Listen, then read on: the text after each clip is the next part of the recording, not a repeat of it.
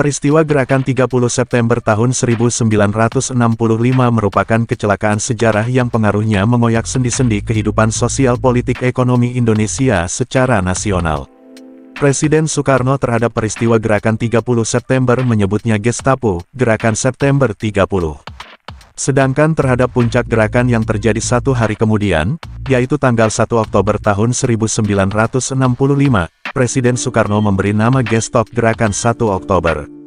Yang menjadi pertanyaan, mengapa Soekarno menyebut dua kejadian itu dengan sebutan Gestok dan Gestapo tidak diembel-embeli dengan kata PKI?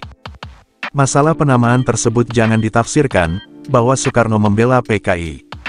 Masalahnya Soekarno ketika itu belum bisa membuktikan keterlibatan PKI secara langsung dalam kejadian tersebut. Dan Soekarno lebih cenderung melihat bahwa kejadian itu sebagai masalah intern Angkatan Darat yang menunggangi PKI.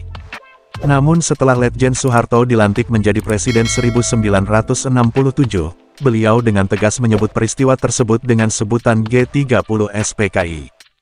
Menurut Soeharto, PKI sebagai dalangnya dan harus bertanggung jawab atas peristiwa yang dilancarkannya. Dari sisi perbedaan pemberian nama terhadap kejadian tanggal 30 September dan tanggal 1 Oktober maka lahirlah anggapan bahwa Soekarno ditunggangi PKI dan PKI ditunggangi Soeharto. Kita tinggalkan saja masalah pemberian nama yang berbeda antara Soekarno dan Soeharto terhadap kejadian tersebut, barangkali hanya waktu yang akan membuktikan kebenarannya.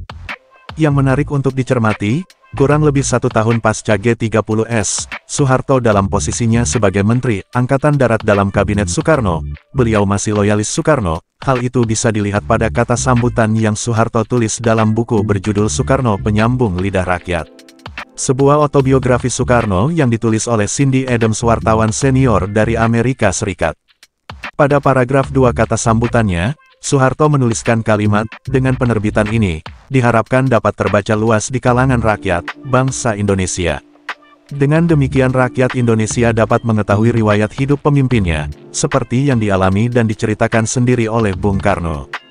Kata sambutan ini dengan titi mangsa, ditulis di Jakarta, tanggal 6 Juni tahun 1966. Dalam isi paragraf 2 tersebut tertulis secara gamblang, Soeharto berharap agar buku autobiografi Soekarno dapat terbaca luas di kalangan rakyat. Menurut saya ucapan Soeharto tersebut sebagai bentuk loyalitas Letjen Soeharto terhadap Presiden Soekarno paling tidak sampai pertengahan tahun 1966. Bantu subscribe, like dan share, agar channel ini bisa terus berkembang dan memberikan informasi dari masa ke masa.